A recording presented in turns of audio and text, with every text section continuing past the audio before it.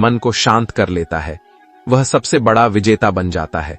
क्योंकि संसार पर राज्य करना आसान है, लेकिन अपने विचारों को नियंत्रित करना ही सच्चा साम्राज्य है। जब लोग तुम्हारे बारे में गलत बोलें, तब उन्हें बोलने दो, क्योंकि वे तुम्हें नहीं, तुम्हारे प्रकाश को देख नहीं पा रहे हैं। कभी यह मत सोचो कि तुम अकेले चल रहे हो, क्योंकि जिस रास्ते पर सत्य है वहां भीड़ नहीं होती, वहां बस शांति होती है। जब तुम्हें लगे कि दुनिया तुम्हारे खिलाफ है, तब अपने भीतर की शक्ति को याद कर, जो तुम्हें तुम्हारी वास्तविक शक्ति तक पहुंचाते हैं। जब तुम दूसरों के लिए दीप जलाते हो, तब तुम्हारे जीवन के अंधकार भी स्वयं ही मिटने लगते हैं। जो स्वयं के प्रति ईमानदार होता है, वह कभी किसी परिस्थिति में नहीं हारता, क्योंकि सत्य ही उसका मार्गदर्शक होता है। श्री कृष्ण कहते हैं, जब तुम्हें लगे कि लोग तुम्हें समझ नहीं पा रहे, तब अपने भीतर की सच्चाई को और गहराई से समझो, क्योंकि तुम संसार को नहीं, स्वयं को जानने आए हो। जो व्यक्ति अपने कर्म को अपने अहंकार से नहीं, उसी जंगल में एक विशाल और जहरीला सांप भी रहता था। वह बहुत खतरनाक था। उसके विष की एक बूंद भी किसी को मार सकती थी। वह लोगों को डराता था और कई बार डसने का प्रयास करता था। इस कारण लोग उससे डरते थे। एक दिन महात्मा ने उस सांप को देखा और उससे कहा, तुम अनावश्यक रूप से लोगों को डराते हो और हानि पहुंचाते हो। हिंसा किसी समस्या का समाधान नहीं है। अगर तुम दूसरों को नुकसान पहुंचाओगे तो अंत में तुम्हारा ही नुकसान होगा। इसलिए मैं तुम्हें श्राप देता हूं। आज के बाद अगर तुमने किसी को डसा तो तुम्हारी मृत्यु निश्चित होगी। सांप डर गया। उसने किसी को डसना बंद कर दिया। धीरे धीरे यह बात पूरे जंगल में फैल गई कि सांप अब किसी को नुकसान नहीं पहुंचाएगा। अब लोग उसे डरना छोड़ चुके थे। बच्चे उसे छेड़ने लगे। कोई पत्थर मारता, कोई उसकी पूंछ पकड़कर घसीटता, कोई उस पर पैर रख देता। जो सांप कभी सबसे खतरनाक माना जाता था, अब वह मजाक बन चुका था। उसका शरीर घावों से भर गया। उसकी चमक खत्म हो गई। वह एक कोने में छिपने लगा। कुछ समय बाद महात्मा उधर से गुजरे। उन्होंने सांप को देखा और पूछा, तुम तो जंगल के सबसे शक्तिशाली जीव थे, फिर यह हाल कैसे हुआ?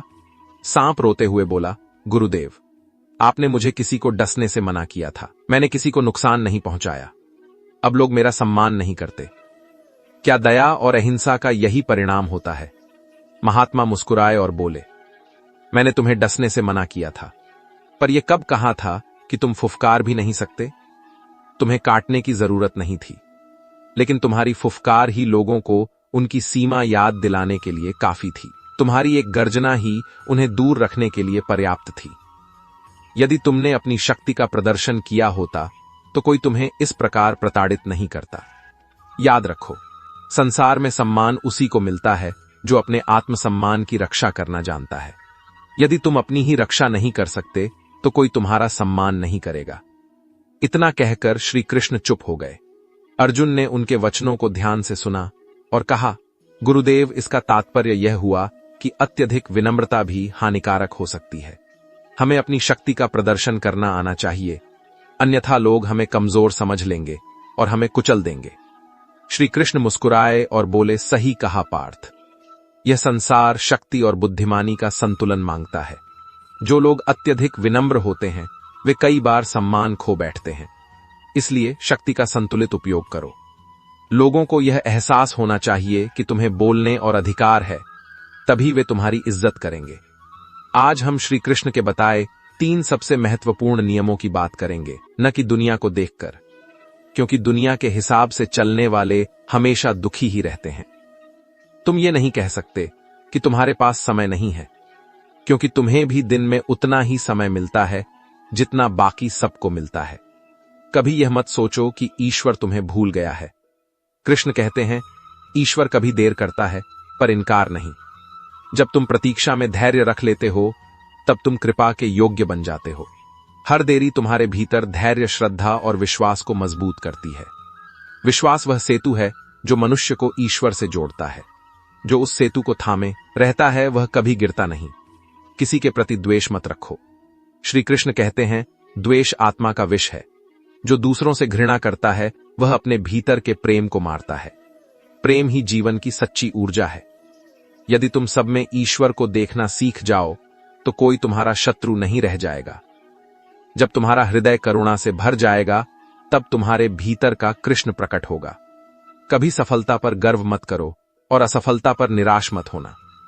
कृष्ण कहते हैं, जीवन का खेल जीत या हार से नहीं, अनुभव से मापा जाता है। जो व्यक्ति हर स्थिति को गुरु मानता है, वही सच्चा ज्ञानी है।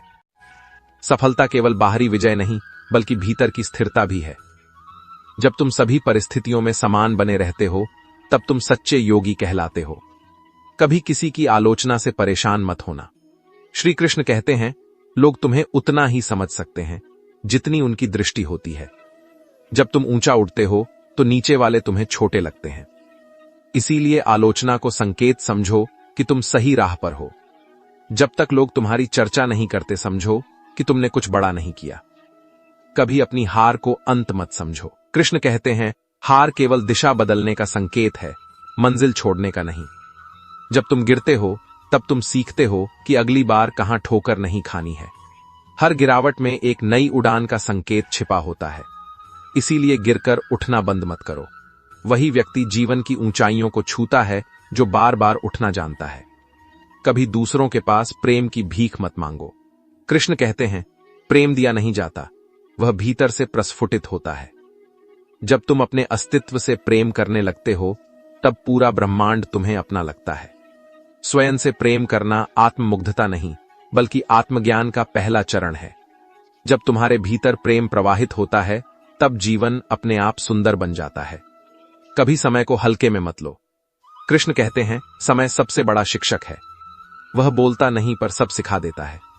हर अवसर का सम्मान करो, क्योंकि वही तुम्हारे भविष्य की नींव है। जो आज को व्यर्थ करता है, वह कल को खो देता है। इसीलिए हर दिन को ऐसे जियो जैसे यह जीवन का अंतिम दिन हो, और ऐसे जियो जैसे तुम सदा जीवित रहोगे।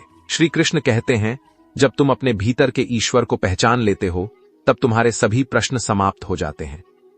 तुम वही हो जिसे तुम खोज रहे हो। बाहर कुछ पाने की आवश्यकता नहीं। भीतर झांको, वही सत्य है, वही शांति है, वही आनंद है। जब तुम स्वयं को समझ लेते हो, तब पूरी सृष्टि तुम्हारे लिए अर्थपूर्ण हो जाती है। यही जीवन का सार है, यही गीता का संदेश है। स्वयं को जानो, प्रेम करो और कर्म करते हुए आगे बढ़ो, क्योंकि तुम्हारे भीतर ही भगवान का निवास है। श्री कृष्ण कहते हैं, जब जीवन के मार्ग पर तुम्हें कोई ठोकर लगे, तो उसे अपनी हार नहीं, बल्कि एक दिशा समझो जो तुम्हें और अधिक मजबूत बनाने आई है। हर गिरावट में एक सीख होती है। हर असफलता में एक नई ऊर्जा छिपी होती है, जो केवल उसी को दिखती है जो हार के बाद भी उठने की हिम्मत रखता है। मनुष्य तब तक अधूरा है जब तक वह दूसरों की राय पर जीता है, क्योंकि आत्मा की स्वतंत्रता वहीं से शुरू नहीं करता। याद रखो, संसार में सम्मान उसी को मिलता है जो अपने आत्मसम्मान की रक्षा करना जानता है। यदि तुम अपनी ही रक्षा नहीं कर सकते, तो कोई तुम्हारा सम्मान नहीं करेगा। इतना कहकर श्री कृष्ण चुप हो गए। अर्जुन ने उनके वचनों को ध्यान से सुना और कहा, गुरुदेव, इसका तात्पर्य यह हुआ कि अत्यधिक विनम्रता भी हानिकारक हो सकती है। हमें अपनी शक्ति का प्रदर्शन करना आना चाहिए, अन्यथा लोग हमें कमजोर समझ लेंगे और हमें कुचल देंगे। श्री कृष्ण मुस्कुराए और बोले, सही कहा पार्थ। यह संसार शक्ति और बुद्धिमानी का संतुलन मांगता है। जो लोग अत्यधिक विनम्र होते हैं, वे कई बार सम्मान खो बैठते हैं। इसलिए शक्ति का संतुलित उपयोग करो। लोगों को यह एहसास होना चाहिए कि तुम्हें बोलने और अधिकार है, तभी वे तुम्हारी इज्जत करेंगे। आज हम श्री कृष्ण के बताए 3 सबसे महत्वपूर्ण नियमों की बात करेंगे, जो जीवन में सम्मान पाने के लिए अनिवार्य हैं। इन नियमों को यदि सही तरीके से अपनाया जाए, तो व्यक्ति समाज में एक प्रतिष्ठित और सम्माननीय स्थान प्राप्त कर सकता है। नियम 1, जितना जरूरी हो उतना ही बोलो। श्री कृष्ण कहते थे, मौन से बड़ा कोई आभूषण नहीं। जो व्यक्ति कम बोलता है, उसकी बातें अधिक असरदार होती हैं। लेकिन कुछ लोग हर समय बोलते रहते हैं। वे हर विषय पर अपनी राय देने लगते हैं, चाहे उनसे पूछा जाए या नहीं। अगर आप हर समय बोलते रहेंगे, तो आपकी बातों का कोई मूल्य नहीं रहेगा। लोग आपको गंभीरता से नहीं लेंगे। कई बार ज्यादा बोलने वाले लोग यह समझने लगते हैं कि वे बहुत चतुर हैं, लेकिन असल में यह उनकी सबसे बड़ी मूर्खता होती है। बिना सोचे समझे बोलना, बिना मांगे सलाह देना, हर विषय में अपनी राय देना, ये सभी आदतें आपकी इज्जत को धीरे धीरे कम कर देती हैं। जिस तरह गहरी नदी हमेशा शांत बहती है और उथला पानी शोर मचाता है, उसी तरह बुद्धिमान व्यक्ति कम बोलता है और उसकी बातें वजनदार होती हैं। जब तक आवश्यक न हो तब तक चुप रहें। दूसरों को पहले सुने, फिर सोच समझकर जवाब दें। अपनी राय केवल तब दें जब कोई आपसे पूछे। हर स्थिति में धैर्य रखें और जल्दबाजी में कुछ न कहें। नियम 2, बिना बुलाए कहीं मत जाना। श्री कृष्ण ने कहा था, जहां आपकी जरूरत न हो वहां कभी मत जाओ। जहां आपकी उपस्थिति मूल्यवान हो वही आपकी इज्जत होती है। यह नियम सामाजिक और व्यक्तिगत जीवन में बेहद महत्वपूर्ण है। कुछ लोग हर जगह अपनी टांग अड़ाने की आदत से मजबूर होते हैं। उन्हें लगता है कि उनकी उपस्थिति हर जगह जरूरी है, लेकिन यह सोच गलत है। जब आप बिना बुलाए किसी के निजी मामलों में दखल देते हैं तो लोग आपको गंभीरता से नहीं लेते। इससे आपकी छवि खराब होती है और धीरे धीरे लोग आपको नजरअंदाज करने लगते हैं। हां, कुछ अपवाद भी होते हैं। किसी की मृत्यु पर या किसी के बेटे की शादी में बिना बुलाए जाना बुरा नहीं माना जाता, लेकिन सामान्य परिस्थितियों में बिना बुलाए जाना या जबरदस्ती किसी के मामलों में घुसना आपको सम्मान से दूर कर सकता है। बिना बुलाए किसी की निजी बातचीत या मामलों में दखल न दें। जहां आपकी उपस्थिति की आवश्यकता न हो वहां जाने से बचें। हर जगह अपने सुझाव देने की आदत छोड़ें। जब तक कोई आपसे मदद या राय न मांगे तब तक चुप रहें। नियम 3, हर परिस्थिति में शांत रहो और धैर्य रखो। श्री कृष्ण ने कहा था, धैर्य ही व्यक्ति की सबसे बड़ी ताकत होती है। यदि आप जीवन में बड़ा सम्मान पाना चाहते हैं तो हर स्थिति में अपने मन को स्थिर रखना सीखें। ध्यान दीजिए, समाज में वही लोग सम्मान पाते हैं जो हर स्थिति में धैर्य रखते हैं। यदि आप छोटी छोटी बातों पर प्रतिक्रिया देंगे, गुस्सा दिखाएंगे या बिना सोचे समझे कार्य करेंगे तो लोग आपकी इज्जत कम करने लगेंगे। शांत रहने का यह मतलब नहीं कि आप कमजोर हैं, बल्कि यह दर्शाता है कि आप समझदार और संतुलित हैं। जो व्यक्ति बिना वजह चिल्लाता है, लड़ता झगड़ता है या जल्दी प्रतिक्रिया देता है, वह कभी भी लंबे समय तक सम्मान प्राप्त नहीं कर सकता। इसलिए जब तक आवश्यक न हो तब तक चुप रहना और धैर्य रखना सीखें। हर परिस्थिति में खुद को शांत रखने की आदत डालें। बेवजह प्रतिक्रिया देने से बचें। सही समय आने पर ही जवाब दें। इन 3 नियमों को अपनाने वाला व्यक्ति समाज में न केवल इज्जतदार बनता है, बल्कि वह अपने आत्मसम्मान को भी बनाए रखता है। इज्जत कोई ऐसी चीज नहीं है जो किसी से मांग कर ली जाए। ये एक ऐसी चीज है जिसे अपने आचरण और व्यवहार से कमाया जाता है। अगर आप इन नियम रखना चाहिए कि श्री कृष्ण हमेशा हमारे साथ है।